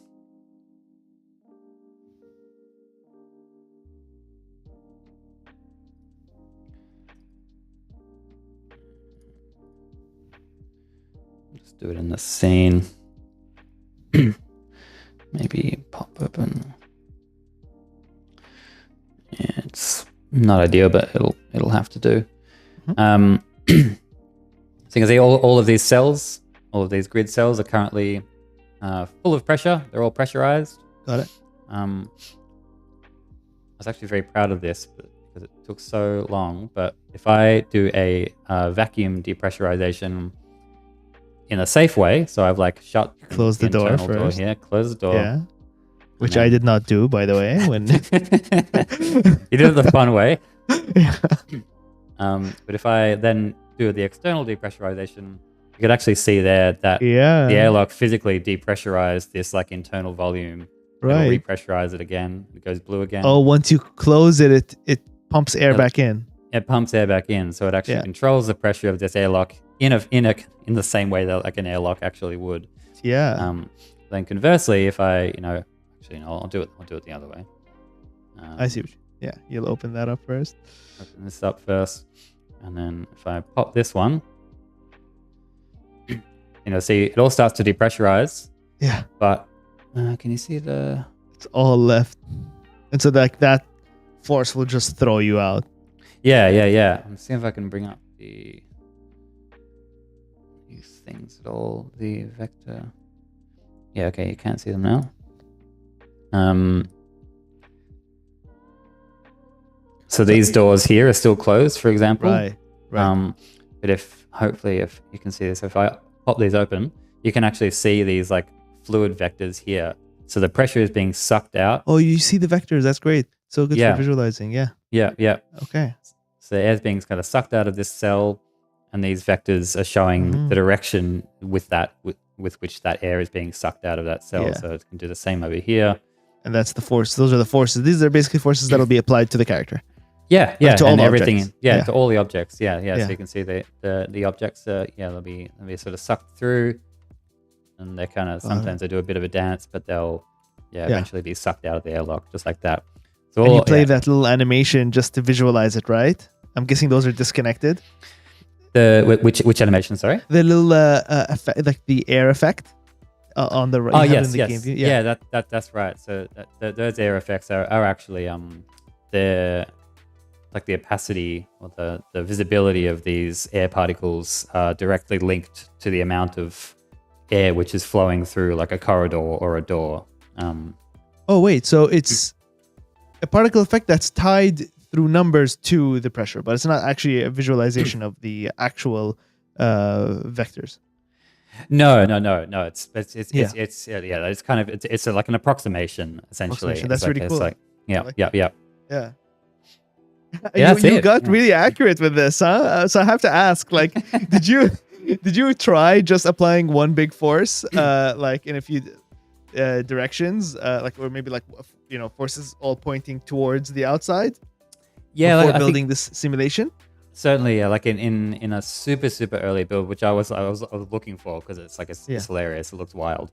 But yeah, I couldn't find it, unfortunately. Like we had like a much simpler simulation where we just had a single trigger, and then if the door was open, we just said whatever's in the trigger, just yeet it out like that. Just Yeah. throw it out. But it I don't know, and like to be honest, like we probably could have made it work with Right. such a like simple setup. Just not as But cool. it's I don't know. I think like that. It's kind of like one of the things we learned throughout like doing development for clients is that Yeah. like when stuff gets a little bit boring, like it's actually like I certainly found it like really useful to kind of like and I perform maybe over engineer things or just like do tasks in a way which keeps you interested. Right. Not That's a necessarily. really fair point. Yeah. So it's like it's just something when work's a bit dry, like how do you make the work interesting for yourself? Like you can Right. you do a backflip instead of just like jumping over the hurdle. Like you just do a little bit fancy just to keep yourself kind of. But you bring up a really good point because I mean, again, talking about this idea of taking a project from A to Z, you're not just managing the project, but you're also constantly managing yourself and your own motivation. So Yeah. whatever you can do to motivate, like I'm sure when you did this, you showed this to Josh, and Josh was just like, "Oh my god, that's so cool!" and like just got so motivated and brought that energy back to the project. Yeah, exactly right. And it was the same with whenever Josh would like throw in some new art assets, I was just like, "Oh my gosh, that's sick!" And that yeah, you kind of egg each other on in that way. Yeah. Like really valuable. That's fantastic. Well, okay, so I think we've looked at a lot of the amazing technical stuff. This is super impressive. I love this. I feel like you could get a whole game. Like this is its own game mechanic that could turn into a whole different thing on its own. Just the air pressure. There's something there, right? Like yeah, certainly. Yeah, some other puzzle game, but yeah. Really cool that it's just like a feature. I mean, I guess you use it often because there's a lot of moments in the game where you actually go from inside to outside. So it's used often enough that it was definitely worth building it this way. Yeah, ultimately, yeah. And it's used a lot in the DLC as well. Like we have like heaps of airlocks, and it was like, Right. like I did over engineer this thing. Like it was way more complex than it needed to be. But like getting the airlocks set up in the cleanup DLC, it's relatively easy. Then like you can just drop these things in. Like Slap it on. It's a pre-made tool, and it just works. Okay. You can change the grid, so the cell count, the grid size, and all those kinds of things. All of that, yeah. You can kind of like disable and enable certain cells. You can kind of add walls and things, if you want things to kind of, be shielded from the air pressure exchange or anything like that, you can. It's quite a flexible system. Okay. I'm sure you're tempted to keep using this system in other projects. I mean, to build this and just use it once, you've got to bring this back. Yeah. Find a way, So yeah, one thing I did want to talk about, like taking a step back from all of the technical stuff. Well, we talked about this a little bit offline, but I would love to talk about it here, of course. Which is, this game, it's multiplayer, but it's actually local multiplayer, not online multiplayer. But you can play it online, of course, with things like Steam Remote Play and Parsec. But you chose to go local only first by default, and actually that's something I think was a very brave choice, because a lot of games, they're afraid to kind of go the local co-op or multiplayer route these days, because it's usually seen as not viable for the market. Not a lot of people will play it because everyone's playing alone on their computers these days, and they're playing co-op online with their friends, so there's no market for this. But you decided to go with it anyway, and the game is extremely popular, of course, and so it completely paid off and worked out. But I'm curious about your mentality going into it. What made you like go in that direction? Sure. I mean, like, so I guess like straight up, like we were nervous about making like a local multiplayer game. History is well, yeah, like sort of like shown like pretty much time and time again with like a lot of local multiplayer games. They just don't really sell well. And like it makes sense. Like, you know, not everyone has a friend that they can just bring around and say, you know, hey, want to come over play games? Like it's a pretty like old school way of doing things, you know, where you brought your mates around to play Mario Kart or whatever back in the day. Right. Like especially so we ultimately just had to kind of like stick to our guns. Like I think Josh and I have always loved making like co-op games. I think we just love playing games together. I think that the most fun times we always have it's just like playing our games together side by side. It's like we've always kind of done it that way. It's like something that we know best. We know what feels good and we know what doesn't. So we just sort of had to be like, all right, like whether people are like it or not, like we're gonna have to like try and make a local multiplayer game. This is what we love making. Right. And we didn't want to like sacrifice on that too much. However, you know, we got the partnership with PlayStation and all this and all of our funding and the Film Vic stuff before COVID happened. You know, when festivals were still a big thing, and you know there was plenty of people who were like, yeah, I would absolutely just like bring mates around to play this. So when you know the unthinkable happened and suddenly we couldn't leave our houses for even barely exercise, especially here in Melbourne, it was terrible. Like we're a little nervous. You know, like people couldn't legally play this game together. So we definitely like throughout development, like we initially pitched this legally play this game together. Like when you put it that way, it's pretty bizarre. Like, but we so yeah, with that we did try to make sure that Heavenly Bodies had like a really solid kind of single player like single player mode essentially. The game is like virtually identical whether or not you play it single player or co-op. It's the same space. Occasionally there's like a second chair to control like a crane or something like that, but that's it. So we actually decided, you know, basically when COVID started and all that like, okay, we're like, all right, like we're going to make sure that the single player experience is, you know, just as interesting as a multiplayer, as a local co-op experience, at least as much as we could make sure. Because I think it always, you know, spiritually, like at heart, this game is like made to be played co-op. Yeah, it's just a lot of fun. Yeah. But you know, when we were like testing it, like we did find that there's plenty of people out there who, you know, when you play a single player, it becomes a way more kind of like focused, methodical experience. It's no longer funny. It's more just like infuriating, but like a lot of people responded to this really, really well. And right. Ultimately, you know, because so many people could play it alone, I think it showed to them that this was, you know, it was fun and, you know, fun enough like that. And then that just like drove them to try and find people to play co-op with, because I could tell it was going to be like a real riot co-op. Yeah.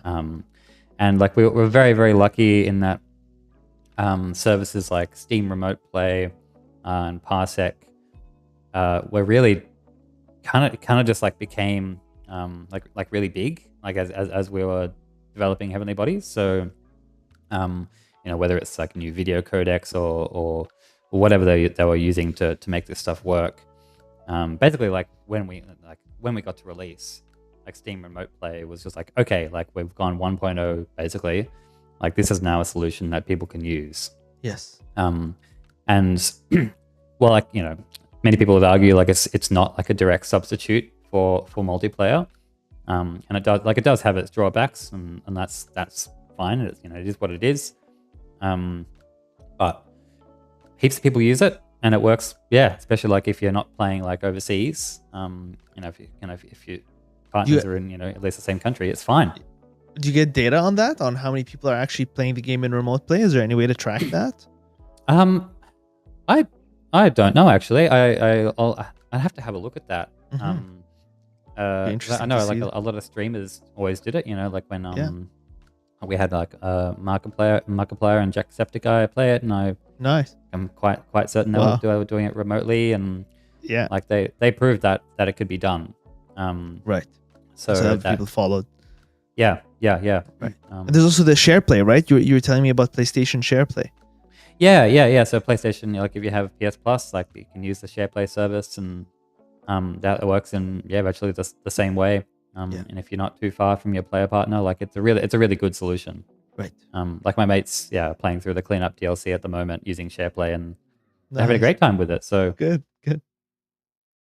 So you basically you doubled down. You knew what you were good at making. You knew what you loved making, and you're like, we're not. Both of you were like, we're not gonna let the market like completely dictate what we're gonna do. And I think one thing that you did that was really important was you made sure that there was a single player mode, so that if you bought the game and you didn't have anyone else to play it with, that you still had an experience that you could play through. Exactly Even though it was right. not the primary experience, it's still a really good experience. Yep. And I think that was a good decision in the end. It's not like the decision that we probably wanted to make. Like in another reality, we would have just doubled down on it, like being a co-op thing.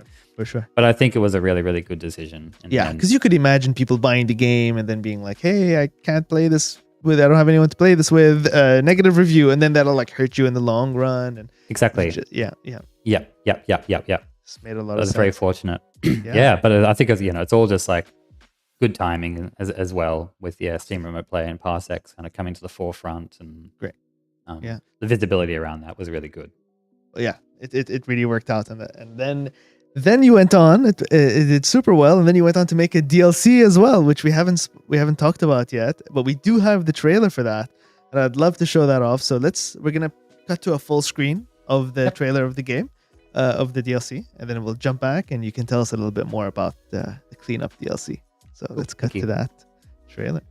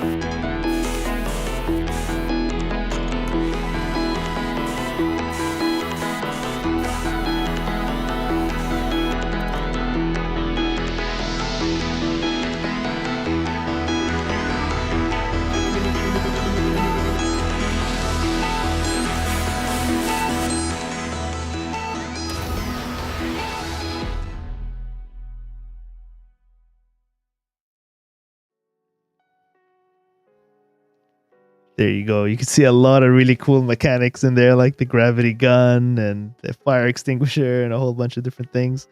Packed heaps of stuff into it. Yeah, oh man, I haven't gotten to the DLC yet. I'm still on the main game, but I'm excited to jump into that.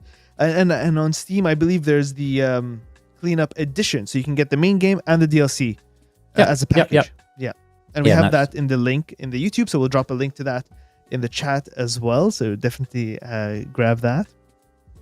But can you tell us just a bit about the DLC? So the DLC, we started that about a year ago. So the after the base game was completed, we obviously had a lot of work to do, kind of like maintaining it and doing little patches here and there. But from our the response was so good from the base game. Like everyone really just wanted more. The base game was like, like really, really dense, but ultimately like there's probably like 3 or 4 hours. You can play it for a lot longer than that, but it's like a relatively short experience. So for our players out there, and for our like Discord community, like they're all like, please make more, please make more. Yeah. And that's what we did. Like, okay, like we'll like try and get you some more content. And turned out to be a lot of content, which was kind of unexpected. Like it's probably nearly longer than the base game. But like we wanted to try and give like as much value as possible. And we're able to like lean on the fact that we had a lot of our core physics systems and this and that kind of in place, so we knew what worked and what didn't. But we also wanted to try like a slightly different format. So with the DLC, it's a single mission set across 7 days, where the previous game was kind of 7 separate missions. Right. In this mission, you're tasked to essentially clean up the mess that was made by something which happens in the first game, which I won't spoil. But yeah, so you're essentially like using this magnet gun and various devices to collect scrap from around a new neighboring space station, and basically clean up a giant mess. So. So there's like a whole bunch of new devices. Like we were excited to try and find some new mechanics or implement some of the features which we always wanted to like get into the base game, but weren't ever able to manage just from time constraints. Right. And it was like it was kind of like an exciting thing to have the assumption that whoever's playing the DLC has probably played the base game and has like a fairly decent, like skill level built up at that stage, so we can make it a little bit more challenging and just kind of like throw the player into some more challenging situations. Yeah, I mean, I guess it's a really cool opportunity that you had to do that, because I'm sure as you're building the first game, you have to release it at some point, and you have all these ideas building up of like, oh, what if we added this? What if we added that? And then you have to kind of just like say no to certain things. But then you get like, I guess you got to dig those things back up and put all your ideas into the game. Yeah. A bunch of extra ideas that we always wanted to get in there. We're like going through all of our old design docs, and I'd be like, okay, like what didn't make it into the base game? What can we try? And still, there was still like heaps of stuff that we had to cut. Like it's still, it's a hard game. Like Heavenly Bodies is like, it's difficult to make stuff for. It's in what sense? I think that it's probably like the physics element of it. Like to make a game which is like robust, like structured, it's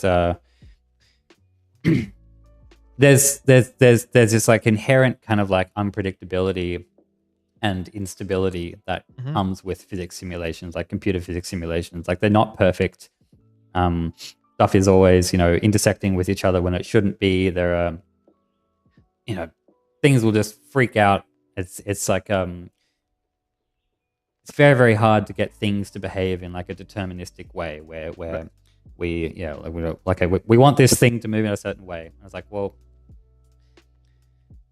without going into too much detail, like the smallest like little behaviors and systems, movements and things, because they can interact with everything, because they're physics based, because there's all this stuff that can get in the way.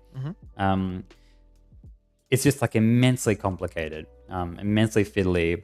Like we're still like battling issues with the cleanup DLC in terms of like certain usability things, which are just like that. They all seem simple in concept.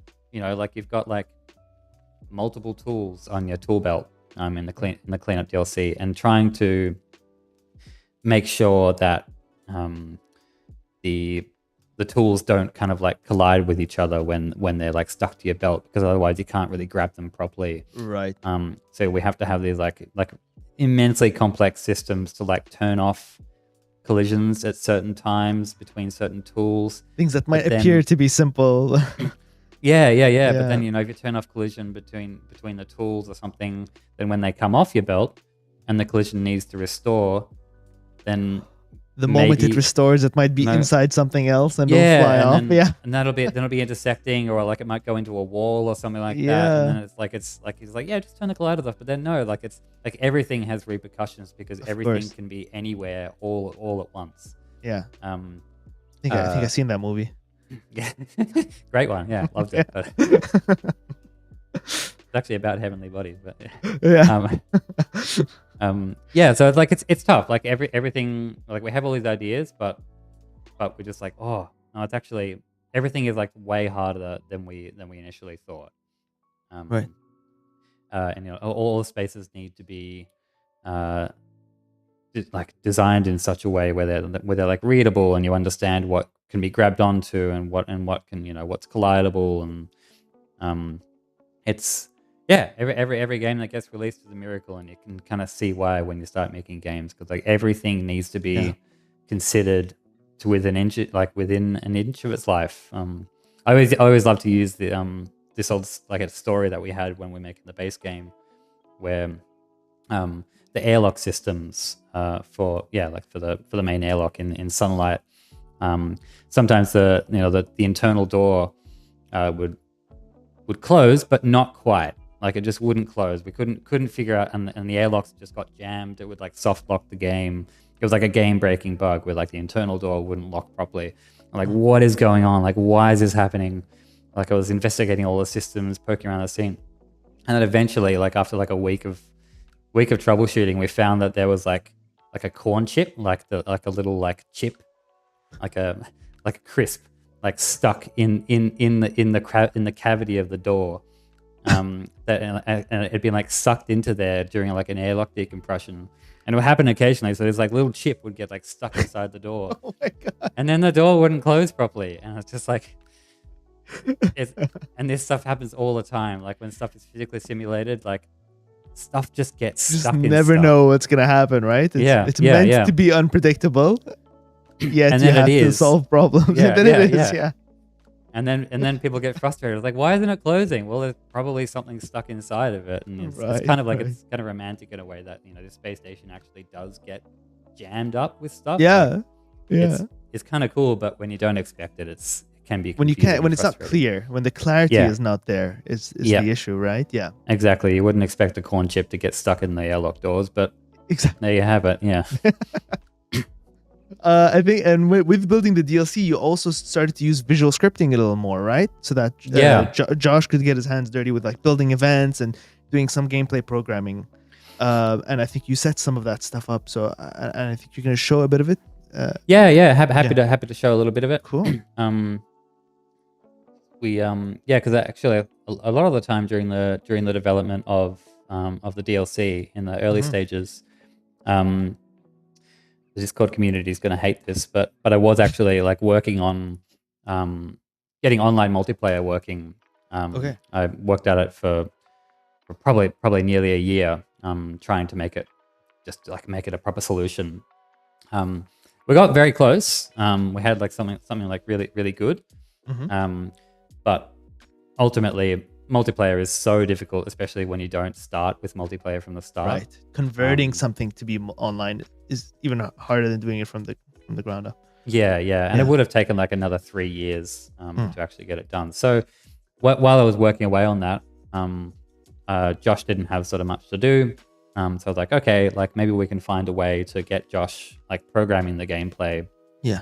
While I'm busy doing online multiplayer stuff. Right. So here we have the cleanup mission.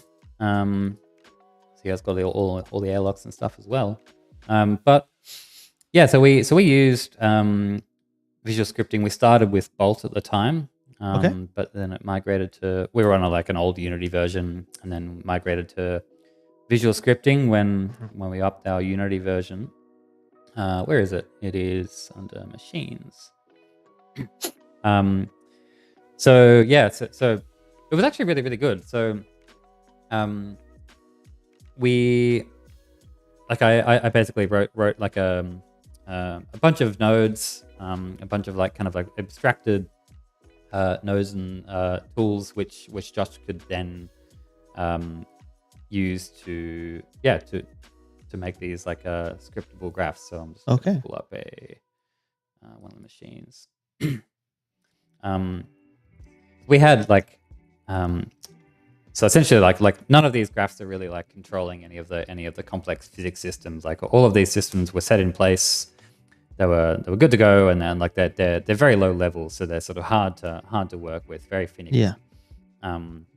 But we use visual scripting for a lot of like the higher level gameplay systems. So checking if a lever is in the right switch place, and then okay, turn this light on, or checking how much scrap has been collected during the day, and if it's a certain amount, we can auto save and show a message or something like that. Got it. So nothing. So if Josh had a design, he could jump in, plug something in himself, and exactly right. test stuff. Yeah. So so we have stuff here like our joint connectors are a really core element of the game, which control say you plug a power plug into a wall.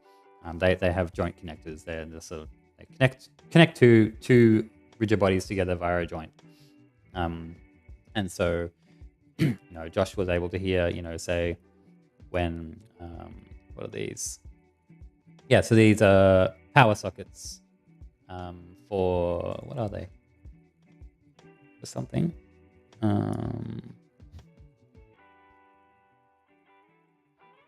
Yeah. So this is the day one power sockets, where you have to plug some power sockets into a power board, and that brings on the power to the main station. So we have these little variables which have references to the joints in the scene or the sockets, and then we have these custom events which I had to write, very easy to write, which fire when the joint connectors change their state. So say they become connected or they disconnect or something like that, and then when all of the joint connectors are connected in the power sockets, we're able to set a variable and fire an event somewhere else, and that trigger will then it'll be listened to somewhere. This thing is so huge. I don't even know where, but it's somewhere there. It's somewhere it's in there. Well commented though, I will say. Yeah, the comments go a long way. If you're using visual scripting, just wrap everything in a comment. It helps a lot. Yeah. So it was really, really good. Josh is so neat and tidy. It's amazing. You want that in a partner. Yeah, absolutely. Yeah. So that was really cool. And that actually worked really well for sort of basic gameplay prototyping. And allowed us to work a lot faster, and took a lot of the development strain off me as well at the time, which was really necessary. But yeah, so it's ultimately a really good system. I think it does take I had to write quite a few nodes just to expose certain more complex behaviors or but that that's absolutely fine. And was it easy for you to get familiar with the visual scripting to get Josh set up?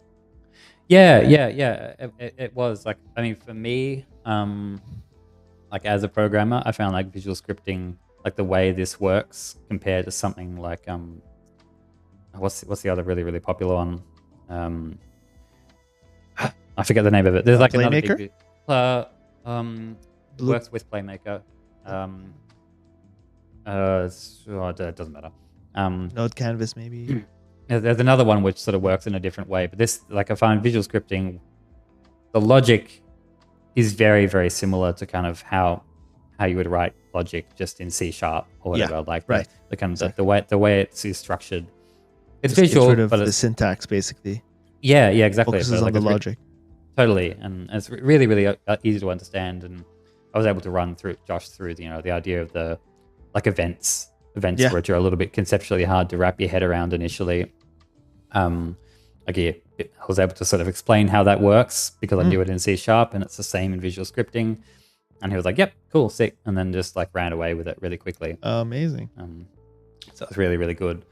And It was it's really cool that you were really open to new workflows, even after having built the whole first game. And as you're building the DLC, you're like, hey, we have time for this. Let's add something to the project. yeah. Yeah. It was certainly necessary because like we had kind of our own like sort of scripting framework that we'd designed for the base game, which was essentially a bunch of like we have these things called like responders and things Right. where we have like the components which respond to changes in variables. And that was like driving a lot of like the higher level gameplay in the base game, but it was impossible to debug and impossible to kind of track the logic. Like we needed a flow graph, like Visual Scripting. Right. Like we can't do this. Like cleanup is like an order of magnitude, like more complex in terms of its kind of like high level gameplay logic. So like we needed like a proper framework to make this all work. Right. I would have lost my mind trying to write it myself. Yeah. No, it makes a lot of sense, and that's what it's there for, to make things easier, especially Yeah. for people who are not programmers. To start messing around and putting things together. Yeah, certainly. Yeah. Like I think our machines look pretty. I mean, they are pretty complex. Like we have logic for every day, and then we have like a global logic, and like they're pretty involved. Right. But yeah, for anyone starting out, very very straightforward. It's a good, good It's tool. nice to see how extensively you use it. So as we come to the end of these streams, Alex, I like to ask the developers that we bring on. This was a long journey for you, a lot of development, a lot of projects even before getting to this project. You mentioned, having to do contract work, saving up, getting the publisher, getting through that whole, staying motivated till the end of the project, and then doing the DLC. What if you had to choose a final takeaway or a piece of advice to somebody who wants to embark on a similar journey and wants to, maybe they're working a full-time job, they want to build their own game, or really just any advice that you have for up and coming game developers? Oh, it's always such a hard one. Yeah. I think what I've said like many different things over the years. But I think what's like ultimately most important these days, because like it is such a like competitive and tough environment. Like we were very very lucky ultimately. Like we were working for a long time, and like lightning has to strike eventually. And I'm glad it did, but like we were ready to throw in the towel by the time, like just before we scored the deal. It was like, if we don't get this, like I'll have to find, I'll go be a carpenter or something. I love carpentry, don't get me wrong, but I'd say just make games for yourself first. I think that's ultimately what's really really important. Like I was making games for myself, and because I loved it, like it was never a thing about money to begin with for me. It still isn't really. Like, I love games for making games. Like they bring me a lot of joy, and it's fun to see other people play them as well. So ultimately, the greatest outcome is that you can make games for yourself, and then you get a publisher, or the game sells really well, and you get a full release, and it's a dream come true, and that's like the cherry on top, is making games and having it sell well. Like that's amazing. However, like it's also great if you just like create games kind of for yourself, and then you end up, maybe it doesn't sell well, you don't get a publisher or anything, but you end up with something that you enjoyed making and enjoyed playing, and that you feel proud of ultimately. I would say that's something always to keep in mind. And when you're making games for yourself, when you're making something that brings you joy, like chances are someone else is going to enjoy it as well. So I think it's a mistake that, you know, even I've made in the past, is like, you know, trying to make things because you think other people will enjoy them, like you're trying to make games for someone else. But like, you are who you are, and you know what you enjoy. Like, you don't know what other people enjoy. You can't read people's minds. So just make something that brings you joy, and it'll bring other people joy as well.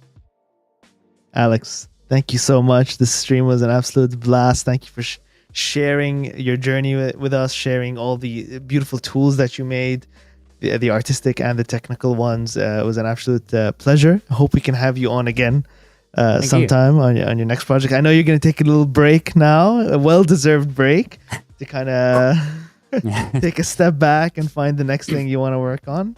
I'm very happy for you. I think that's a great decision.